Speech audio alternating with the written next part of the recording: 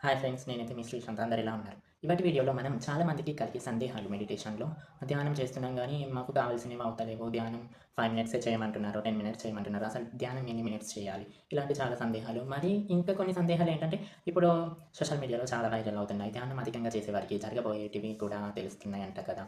చూడగలుగుతున్నారంట కదా! ఇలాంటివి ఎన్నో జరుగుతున్నాయి ఈ సోషల్ మీడియాలో కూడా. మనం ఈ వీడియోలో దాని గురించి మొత్తం తెలుసుకుందాం. ఫస్ట్, అధికంగా ధ్యానం చేసే వ్యక్తులకు జరగబోయే సందేహాలు ఇవే. అధికంగా ధ్యానం చేసే వ్యక్తులకు ఇలా జరగబోయేటివి తెలవడం కొంచెం కామనే. ఎందుకంటే తమ సబ్‌కాన్షియస్ మైండ్ అనేది సాంకేతిక శక్తి అంటారు. సబ్‌కాన్షియస్ మైండ్ అనేటివి చాలా ఊహలను అన్విత చేసుకుంటుంది. ఆ ఊహలను బయటికి వదలడం కాక జరగబోయేటివి కలలోనైనా లేదా కనుల ముందైనా కనపడడం జరుగుతుంది. ఫర్ ఎగ్జాంపుల్, రేపు మీరు ఏదో విలేజ్‌కి వెళ్ళాలని డ్రీమ్ పెట్టుకున్నారు. నేను ఆ గోల్, రేపు ఒక విలేజ్‌కి నేను వెళ్ళాలి అని మీరు అనుకుంటున్నారు. ఆ విలేజ్‌కి మీరెళ్ళాలనుకుంటున్నారు కాబట్టి, ఇవాళ మీరు ఫిక్స్ అయిపోయారు. రేపు కన్ఫర్మ్ ఆ విలేజ్‌కెళ్తారు. ఇది జరగబోయేది అని కాదు. ఇది మీరు సొంతంగా పెట్టుకున్న గోల్. కానీ మీకు నైట్ కలలో ఇలా జరిగింది. ఏంటంటే, మీరు విలేజ్‌కెళ్తున్నారు. అంతే, డ్రీమ్స్‌లో మీరు విలేజ్‌కెళ్తున్నారు. కానీ ఏదో యాక్సిడెంట్ జరిగి మీరు విలేజ్‌కి ఎళ్ళడం ఆగిపోయింది. ఇలా మీకు జరగబోయేది ముందే తెలిసింది. అంటే కలలో జరిగింది మీరు నిజమనుకోని రేపు వెళ్ళడాన్ని ఆపేసుకుంటే, మీకు ఆ యాక్సిడెంట్స్ జరగదు అనేది నిజంగా భావించబడుతుంది. ఇలా చాలా కలలు మెడిటేషన్ చేసినప్పుడు చాలా ఇలా జరుగుతాయి. ఎవరైతే 2 సంవత్సరాల నుండి 3 సంవత్సరాల దాకా ప్రతిరోజు మెడిటేషన్ చేసేవారికి వారిలో ఉన్న అత్యంత కీలకమైన చక్రాలు 7 అవి యాక్టివ్ అవుతాయి. అవి యాక్టివ్ అవ్వడం ద్వారా చాలా విశ్వశక్తి వారిలో కలుగుతుంది.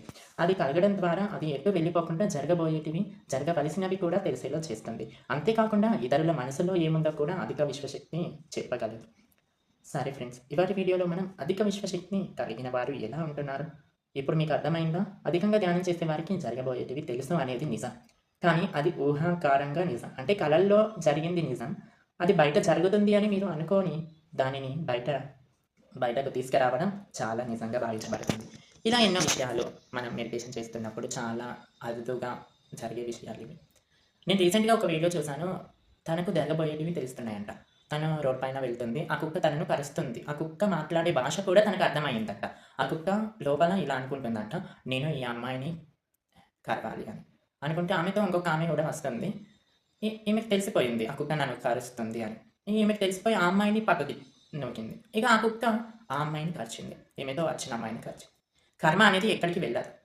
ఈమెకి కరవాల్సిన కుక్క ఆమెకి కరిచింది. ఆ పాపం ఈమెకి తాకునుగాక అని ఆ భగవంతుడిస్తాడు. ఎవరి కర్మ వారిది. ఇలా జరగబోయేవి తెలిసినా కానీ చాలా కష్టాలను మనం ఎదుర్కోగలుగుతాం. ఎందుకంటే ఫ్యూచర్ తెలిసినాక మనం ఊరికే ఉండగలుగుతామా?